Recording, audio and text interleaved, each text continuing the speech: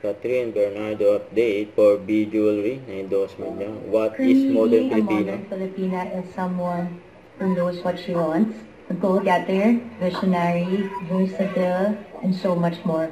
So just like B Jewelry, I love how the brand embraces the lives of modern Filipinos now by showing the fun and playful side of pearls. So parang it breaks the misconception that pearls are very stiff and conventional because they have beautiful pieces that are very unique yet very fashionable.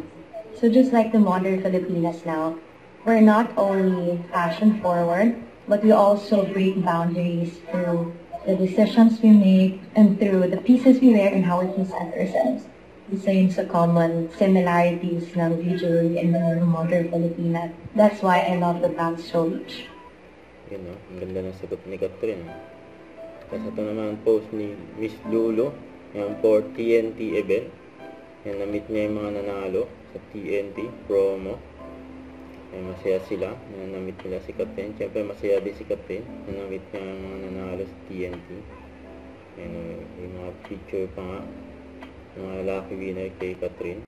Congrats kay Catherine na nominee siya sa 6th BP Choice Award bilang Movie Actors of the Year at ang movie niyang Hello Love Again ay Movie of the Year naman. Yan palang congrats na kay Catherine. Don't forget to subscribe and click the notification bell for my update. This is Richard Reaction Vlog. Stay tuned for my update. See ya!